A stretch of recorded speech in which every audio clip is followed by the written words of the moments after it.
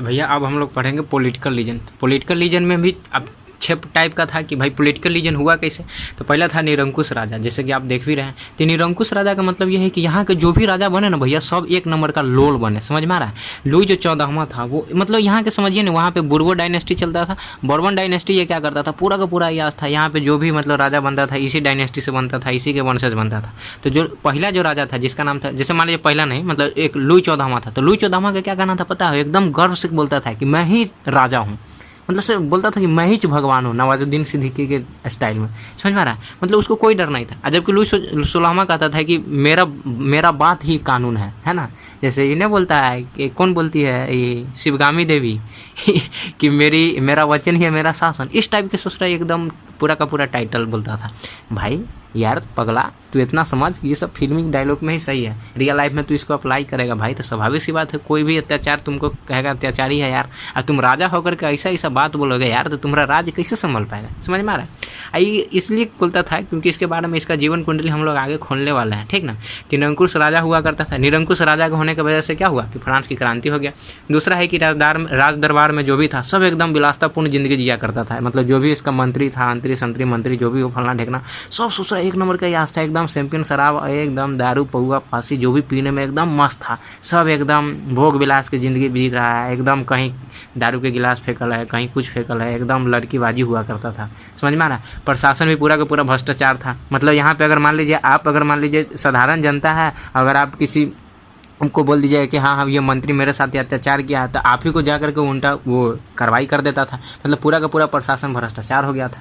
यहाँ पे जो अति केंद्रित प्रशासन था, अति केंद्रित प्रशासन का मतलब ये हुआ कि सब का टोटल बागडोर एक ही के हाथ में था। वो था कौन, तो ससुरा यहाँ का किंग, समझ में आ रहा। यहाँ के किंग के पास ना भाई टोटल का टोटल पावर था, समझ में आ रहा। मतलब कानून भी यही बनाएगा, लागू भी यही करेगा, समझ में आ रहा। अगर लागू नहीं किया तो सजा भी यही सुनाएगा। तो ससुरा कर क्या रहा है भाई तू, मतलब सही में मतलब जो बोलता था एकदम कि मैं ही भगवान हूँ, ससुरा सच में ऐसा कर दे रहा था, जिसकी वजह से क्या हुआ भाई क्रांति होना एकदम लाजमी बन गया था। पांचवा है कि न्याय व्यवस्था की दुर्बलता। यहाँ न्याय व्यवस्था भैया फ्रांस में इतना ज़्यादा खराब था कि इसका पूछिए मत। मतलब ऐसा समझिए ना, छोटा मोटा मुकदमा जैसे मान लीजिए किसी का बकरी हेरा गया है, ठीक ना, तो बकरी हेरा गया है और वो जाएगा केस करना, तो उसके लिए भी ससुरा क्या करता था कि एक मर्डर वाला चार्ज लेता था यहाँ के जज लोग, समझ में आ रहा। मतलब मान लीजिए अगर मर्डर कीजिएगा, केस हायर कीजिएगा तो आपको मान लीजिए 6,000 मतलब 6 लाख मतलब 6,000 रुपया है, ठीक ना। अगर मान लीजिए आपका बकरी भी अगर चोरी हो रहा है तो फिर भी आपसे 6,000 रुपया लेगा। सोचिए भाई 2,000 का बकरी 6,000 रुपया ले रहा है, इस टाइप का था। और यहाँ पे जो एक कानून था जिसका नाम था लेटर दी कैची, क्या था, लेटर दी कैची। लेटर दी कैची से हुआ करता था क्या कि इसको ना खरीदने वाला मतलब कुलीन वर्ग और पादरी वर्ग इन लोगों के पास भैया पैसा होता था। लेटर दी कैची नामक एक मतलब एक ऐसा समझिए ना कि बिल है, उसको क्या करता था, बिल नहीं मतलब वसीयतनामा टाइप करके उसको खरीद लेता था। अब करता क्या था कि इसके मतलब इसके हिसाब से भाई किसी को भी बिना मुकदमा चलाए, बिना उसके बात सुने हुए, समझ में आ रहा, और उसको जाकर के मतलब जेल में डाल देता था। जिसकी वजह से हुआ क्या भाई कि यहाँ पे मतलब नॉर्मल जो जनसाधारण लोग है वो क्या करता था भाई इसका शिकार हो जाता था बिना कुछ गलती के। जैसे मान लीजिए हम आपके मतलब मान लीजिए कोई कुलीन वर्ग है जिसके पास फैक्ट्री है, अगर वहाँ के साधारण जनता है जो कि उसके फैक्ट्री में काम कर रहा था, अगर मान लीजिए उसको पैसा देना है, ठीक ना, तो पैसा देना है, अगर मान लीजिए वो बोलेगा कि सरकार हमको पैसा दीजिए 5,000 रुपया, वो देगा 2,000 रुपया। अगर आप जाइएगा ना पुलिस के पास कि हाँ चाहे आप केस करना, पुलिस के पास जाइएगा तो सबसे पहले प्रशासन भ्रष्टाचार है, दारू वारू पीने में अपने मस्त है। अगर मान लीजिए आप केस के मतलब यहाँ जाइएगा क्या बोलते हैं न्याय व्यवस्था के पास, तो भैया ये भी एकदम एक नंबर का बिकाऊ है, ससुरा एक नंबर का चाटुकार है, राजा के एकदम चाटते रहता है, समझ में आ रहा है। ऐसा आदमी को क्या बोलते हैं चापलूस ना बोलता है, दोनों बीच माझी टाइप करके गांव में हम लोग बोलते हैं कि मतलब इधर के बाद उधर करने वाला है, जिसको हम लोग बोलते हैं क्या बोलते हैं उसको ना बात को इधर उधर कर देता है, मतलब जो भी हो, समझ में आ रहा है। तो ये क्या करता था ससुरा, मतलब एक लेटर दी कैची था जिसके तहत क्या करता था किसी भी आदमी को बिना किसी मुकदमा के, बिना किसी बात सुने हुए क्या करता था वो जा करके उसको मतलब सजा दिलवा देता था। छठा था व्यक्तिगत स्वतंत्रता का अभाव। भाई व्यक्तिगत स्वतंत्रता यहाँ पे बिल्कुल नहीं था। मतलब यह था कि भाई अगर आप गरीब आदमी हैं, अगर आप थोड़ा सा गलती कीजिएगा तो आपको कोई अमीर आदमी है और गरीब आदमी को अगर कोई मर्डर भी कर देता है तो यहाँ पे अमीर आदमी को छोड़ देता था, गरीब आदमी को अगर मान लीजिए कोई आप अमीर आदमी को गलती से साइकिल भी सट गया तो आपको मौत की सज़ा सुना दिया करता था। ये था यहाँ का सिस्टम, समझ में आ रहा है। तो भाई ऐसे सिस्टम से कैसे नहीं खून खोलेगा, अगर आप रहिएगा तो आपके साथ भी अगर ऐसा होगा तो आप क्या कीजिएगा भाई। स्वाभाविक सी बात है आपको क्रांति लाना एकदम आपके अंदर भी होगा कि नहीं यार जो हमारे समाज में हो रहा है वो क्या हो एकदम दूर हो। तो ये था हमारा पॉलिटिकल रीजन। अब हम लोग समझते हैं सामाजिक कारण, मतलब भैया अब हम लोग पढ़ेंगे सामाजिक कारण। देखिए सामाजिक कारण में कितना था, 4 कारण था। जैसे तो सामाजिक कारण का मतलब ये हुआ कि समाज किस तरह से कितने भागों में विभक्त था, ठीक है ना। तो समाज ने उसमें 3 वर्गों में विभक्त था, जिसमें था क्लर्जी, एलाइट क्लास और जनरल क्लास। बाद में ये चौथा जो हम लिखे हैं मध्यम वर्ग, जो मिडिल क्लास है, वो जा करके आपका बाद में बना था। ये नहीं कि समाज हमारा उस समय ये मिडिल क्लास पहले से ही था, समझ में आ रहा है। तो जो पहला हम लोग देखते हैं जो क्लर्जी लोग हैं, ये क्लर्जी लोग ससुरा 1 नंबर का क्या बताया, मकार आदमी था। मकार, ठगने वाला, अय्यास, मतलब दुनिया का जो भी एकदम खतरनाक वर्ड है ना, एक क्लर्जी को बोल दीजिए। क्लर्जी लोग क्या करता था भाई, क्लर्जी में भी 2 टाइप का क्लर्जी था। एक था कि अमीर क्लर्जी, एक था गरीब क्लर्जी, समझ में आ रहा है। मतलब ऐसे समझिए ना, एक बड़ा पादरी, एक छोटा पादरी, साधारण, मतलब एक बड़ा बिग क्लर्जी और एक स्मॉल क्लर्जी। तो जो बिग क्लर्जी था ना, बहुत ज़्यादा ससुरा खतरनाक था। ये क्लर्जी क्या किया करता था कि यहाँ ना, मतलब इसके पास बहुत ज़्यादा बड़ा क्या था, ज़मीन का एकदम बहुत बड़का हिस्सा था, ठीक ना। ये क्या करता था अलग से, मतलब दूसरा बात, इसके पास ज़मीन का तो हिस्सा था, ये ससुरा मतलब टैक्स नहीं देता था, समझ में आ रहा। आप खुद सोचिए यार, जो ज़्यादा कमाएगा, जैसे मुकेश अंबानी को अगर सरकार बोल दे कि तुम टैक्स ना दो, सोचिए कितना बड़का हिस्सा मतलब देश का छूट जाएगा। मुकेश अंबानी, आप खुद सोचिए, अगर सोच कहे कि हम भैया हम टैक्स ना देंगे, सरकार भी एग्री हो गया, तो सोचिए देश का कितना ज़्यादा, मतलब सबसे पहली बात ज़्यादा रिसोर्स का यूज वो कर रहा है। हाँ भाई, वो ही टैक्स नहीं देगा तो देश का डेवलपमेंट कैसे होगा, देश का पैसा कहाँ से आएगा। ये साधारण आदमी जो डेली का 250-200 रुपया कमा रहा हो, कितना टैक्स देगा यार, अपना पालन पोषण करेगा कि यार तुमको टैक्स देगा। हाँ, समझ में आ रहा है। मतलब ये क्लर्जी लोग इतना बड़ा हरामी आदमी थे कि क्या बताया यार, मतलब पैसा खूब कमाता था ससुरा, टैक्स के नाम पे 0 दे देता था। और राजा भी मान जाता था, नहीं अपना आदमी है, हमारा चाचा है, मौसा है, ससुरा चाचा मौसा है, तुमको लूट रहा है बकलोलबा, समझो तुम, समझ में आ रहा है। तो ये क्लर्जी क्लास था। एक क्लर्जी क्लास भैया जो 2 टाइप का हम बताए हुए, उसमें से जो मेन क्लर्जी था वो क्या करता था ससुरा, इसका ज़मीन का लगभग हिस्सा इसके पास था। और दूसरी बात, ये तो टैक्स देता नहीं था, ऊपर से ससुरा साधारण आदमी से ऊपर से टैक्स लेता था, जिसको हम लोग टीथे बोलते थे, समझ में आ रहा है। ये ससुरा उल्टे टैक्स ही लेता था साधारण आदमी से। इसके पास पूरा हीरा जवरात, एकदम पत्नी के लिए एकदम नया वैरायटी का साड़ी, एकदम गहना ज्वेलरी, एकदम नथिया झुमका फलना ढेकना सब ससुरा। साधारण जनता के पूरा लूट के अयासी कर रहा है, एकदम नया कलर के एकदम कुर्ता पजामा सब पहन रहा है ससुरा, नया दारू एकदम फलना ढेकना दुनिया दीवाना ससुरा सब करता है। और वही में जो इसका दूसरा जो पार्ट था, एकदम उसके पास कुछ नहीं था। दूसरा बात, पादरी था, टैक्स लेता था धर्म के नाम पे, और धर्म के नाम पे ससुरा कुछ नहीं करता था। धार्मिक जगह पे ससुरा दारू पीता था, लड़की घुमाता था, समझ में आ रहा है। ये था इसका यासी का जीवन, क्या बोलेगा ये, समझ में आ रहा है। और दूसरा जो इसका सेकेंड स्टेट था, वही लोग बेचारा पूजा करवाता था, आज जबकि वो पूजा करवाता था और उसका कोई इज्जत ही नहीं था, समझ में आ रहा है। ये था। अब हम लोग पढ़ते हैं कुलीन वर्ग यानी इलाइट क्लास। कुलीन वर्ग यानी दूसरा सबसे ज़्यादा अयास आदमी था। पहले था क्लर्जी, उसके बाद दूसरा नंबर पर आता है कुलीन।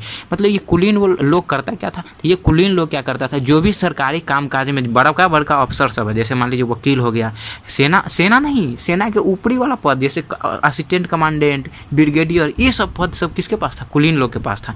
बड़का एकदम, मतलब समझिए ना, सरकारी मतलब पूरा का पूरा रद्द करके रख दिया था पूरा सरकारी ये एम्बेसी को। मतलब टोटल का टोटल यहाँ के जो भी, मतलब सोचिए ना, यहाँ जो जॉब लगता था ना, वंशानुगत चलता था। यानी अगर एक फलनामा के बेटा अगर बना है, मतलब मान लीजिए डीएम, तो चिल्लामा के पोता बनेगा डीएम अगला। दूसरा अगर कोई आदमी पढ़ा लिखा है तो उसका कोई वैल्यू नहीं। ये था कुलीन लोगों का हाल, समझ में आ रहा है। ऐसा समझिए ना, फ्रांस का 1/5वां भाग जो ज़मीन था, मतलब 5 भाग, अगर मान लीजिए फ्रांस का अगर 5, मतलब ये फ्रांस है, उसको 5 पार्ट में बांट दिए, तो 5 पार्ट में 1 पार्ट जो था ना, इस ससुरा अकेला कुलीन लोग के पास था, जबकि कुलीन का जनसंख्या था मात्र 2 से 3%। सोचिए ये था हाल फ्रांस का। स्वाभाविक सी बात है यार, किसी को इतना ज़्यादा टॉर्चर भी मत करो कि यार वो अपने हदें पार कर जाए, समझ में आ रहा है ना। ये था, समझ में आ रहा है, जिसकी वजह से यहाँ, और हाँ, ये लोग का अत्याचार करता था। ये लोग अपना नाम से, मतलब अपने आप को क्या करता था पता है, अपने आप को टाइटल दिया करता था, माई लॉर्ड कहो, माई लॉर्ड, इस ससुरा माई लॉर्ड मारेंगे, मार एकदम माई लॉर्ड तुमको कहेगा, माई लॉर्ड, योर ग्रेस, ये सब टाइटल बोलता था, तुम हमको कहो, मतलब साधारण आदमी को ज़बरदस्ती, समझ में आ रहा है। ये था यहाँ का हाल। मतलब जो भी आदमी था, समझ में आ रहा है ना किस तरह के था। यहाँ जो छोटे छोटे जमींदार हुआ करता था, मतलब ये जो पादरी जो लोग था, जो मतलब फर्स्ट में जो हम लोग पढ़े हैं, वो बड़का पादरी, यानी उसको हम लोग बड़का जमींदार बोलते थे। उसके पास बहुत बड़का जमींदार था, लेकिन ससुरा खुद खेती नहीं करने जाता था, इसलिए उसको अनुपस्थित जमींदार बोला जाता था, समझ में आ रहा है। और उसके बाद सेकेंड स्थान पर आता है कुलीन वर्ग। इसके पास भी बहुत ज़्यादा जमीन था, ये भी खेती नहीं करवाता था। तो ऐसे समझिए, इसको बोला जाता था शहरी जमींदार, इसको बोला जाता था ग्रामीण जमींदार। यानी कुलीन लोग का ना सबसे ज़्यादा जमीन सब गाँव में हुआ करता था, और पादरी लोग का जमीन सब एकदम बड़का शहर के अगल बगल में हुआ करता था, समझ में आ रहा है। तो ये था। देहाती ज़मींदार इसको बोला जाता था कुलीन वर्ग, और इसको शहरी ज़मींदार यानी पादरी लोग, समझ में आ रहा है। तीसरा आता था सर्वसाधारण। भाई ये दुनिया का सबसे, क्या बताया यार, मतलब ऐसे समझिए ना, अभी के ज़माना में भी अगर आप गरीब घर में या मिडिल क्लास फैमिली में अगर आप जन्म ले रहे हैं तो सबसे बड़का अभिशाप है, क्योंकि आपको उतना ज़्यादा सुख सुविधा दिया नहीं जाएगा, आपको सुख सुविधा खुद से लाना पड़ेगा, खुद से जनरेट करना पड़ेगा, समझ में आ रहा है, तभी जाकर के आप आगे बढ़ेंगे। ऐसा समझिए ना, अगर आपका एक पीढ़ी अगर मान लीजिए गरीबी में जी रहा है, अगर आप अगर कुछ नहीं कीजिएगा तो समझ में आ रहा है आपका आने वाला पीढ़ी भी कुछ नहीं कर पाएगा। धीरे धीरे ये जनरेशन और ज़्यादा तेज़ी से बढ़ते जा रहा है। मतलब यह है कि अगर आप मेहनत आज नहीं कीजिएगा, अच्छा सा जॉब नहीं लीजिएगा, अच्छा खासा पैसा नहीं कमाइएगा, तो आपका आने वाला जनरेशन भी आप ही की तरह होगा, और ये आने वाला जनरेशन और खतरनाक होगा, क्योंकि समझ में आ रहा है ना महंगाई कितनी ज़्यादा तेज़ी से बढ़ती जा रही है। इसलिए भाई मेहनत करो यार।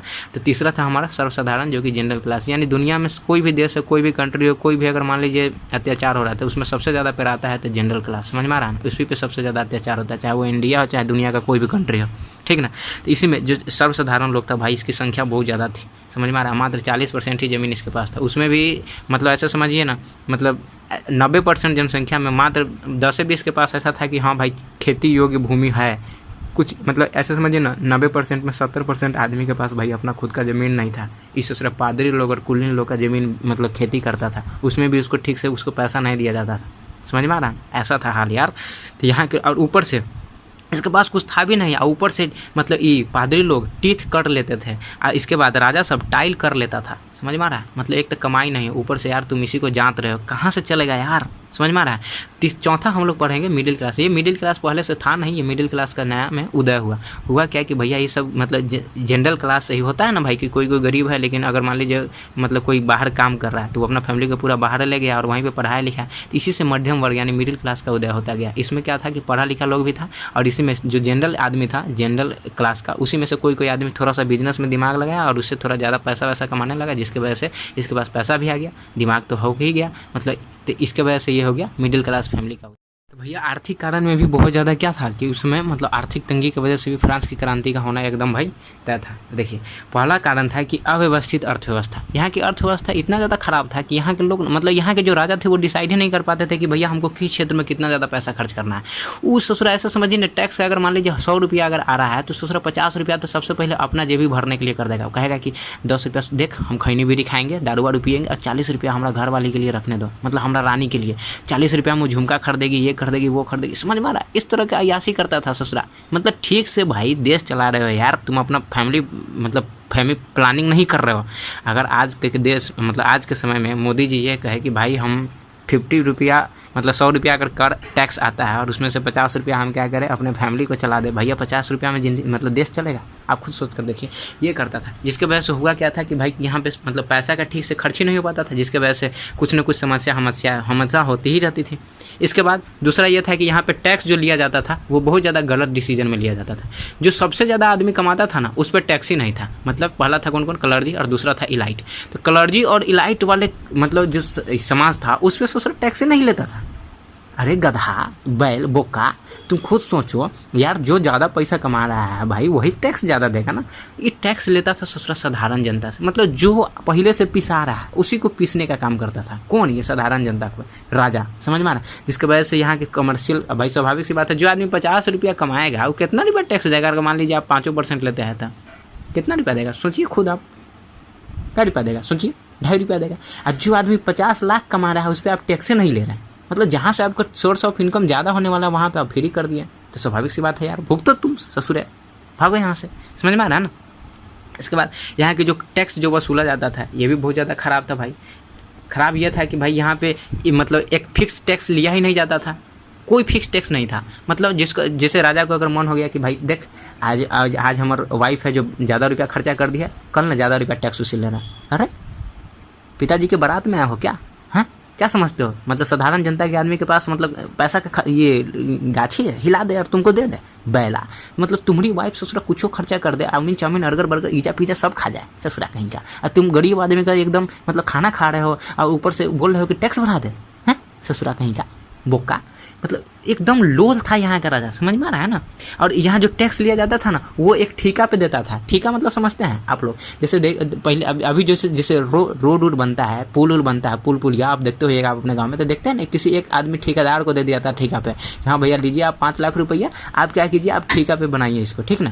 तो जैसे ही इसको बनाया जाता था तो क्या करते हैं आप देखते होइएगा कि वो जिससे ठेका पे ले लिया 50 करोड़ 5 लाख जो भी हो, और इसके बाद वो पुल पुलिया बनाता था जिसमें उसको आमदनी भी होता था। मतलब उसको अब वो अपना मनमाना करता था कि भाई कौन सा सीमेंट देना है, कौन सा गिट्टी देना है, कितना मजदूरी देना है, वो अब उसके हाथ में चल गया, एक ठेकेदार के हाथ में। इस ससुरा राजा क्या करता था, एक आदमी को ठेका पर देता था कि भाई तू हमारा 50,000 रुपया दे और तू ना मतलब अब राज में जाओ टैक्स उछलो। अब भैया स्वाभाविक सी बात है, आप टैक्स उछलने का आप वो भी व्यवस्था बेच चुके हैं, तो भाई वो तो अपना मनमाना पैसा लेगा ना। वो ज़्यादा से ज़्यादा पैसा क्या करेगा, चाहेगा कि भाई हम ज़्यादा से ज़्यादा टैक्स ले, इसके बाद आपको कम रुपया दे और बाकी रुपया हम अपना जेबी में भर ले। ये था यहाँ का व्यवस्था, समझ में आ रहा है। यानी कहीं ना कहीं देखा जाए तो यहाँ पे कमर्शियल पर्पस एकदम पूरा का पूरा रद्द था, समझ में आ रहा है। इसके बाद हम लोग पढ़ेंगे सोल्जर डिसकंटेंट, मतलब सैनिक असंतोष। सैनिक असंतोष इसलिए हुआ भाई क्योंकि अब स्वाभाविक सी बात है यार, सैनिक असंतोष इसलिए हुआ क्योंकि सैनिक में ना सबसे पहली बात तो ये था कि इसमें ना छोटा छोटा मतलब जो भी आप जैसे ऐसे समझिए ना, आर्मी होता है, ब्रिगेडियर होता है, इसके बाद लेफ्टिनेंट कर्नल, ये भी दुनिया दीवाना जो सब होता है। तो जो नॉर्मल जो आर्मी था ना, वो सब किसान के बैकग्राउंड से आता था, किसान के किसी का बेटा था, किसी का भाई था। अब बाकी जो असिस्टेंट कमांडेंट ये सब ब्रिगेडियर सब था, ये सब कुलीन वर्ग का था। और ये लोग अपने आप में जो भी फंड आता था ससुरा सब अपने अयासी पयासी में उड़ा देता था पैसा। ये लोग को ज़्यादा ध्यान ही नहीं देता था, जो मिडिल क्लास से जाता था, जो किसान का लड़का जाता था बंदूक, मतलब ऐसा समझिए ना, युद्ध जो असली में लड़ रहा है उसके पास कुछ नहीं, कोई फैसिलिटी नहीं था, समझ में आ रहा है। ऐसा था यार यहाँ के, मतलब यहाँ पे ठीक से इसको इन लोग को खाना नहीं दिया जाता था, समझ में आ रहा है। यहाँ के कपड़ा, इन लोग को कपड़ा पहनने के लिए भी ठीक से नहीं दिया जाता था। गर्मी में जाड़ा में किस तरह का कपड़ा दिया जाए भैया, स्वाभाविक सी बात है यार। जो देश की सेवा कर रहा है, जो देश के लिए लड़ रहा है, जो देश के लिए मर मिट रहा है, उसी को आप कटौती कर रहे हैं यार, पेट में भी कपड़ा में भी, कैसे काम चलेगा यार। हाँ, मतलब अब पूरा का पूरा अत्याचार कर दिया था यहाँ के, समझ में आ रहा है। जिसके वजह से क्या हुआ, फ्रांस का क्रांति हो गया। तीसरा था बौद्धिकरण। बौद्धिकरण थोड़ा सा लंबा टॉपिक है ना, तो इसको हम लोग बौद्धिकरण को नेक्स्ट वीडियो में देखेंगे। तब तक के लिए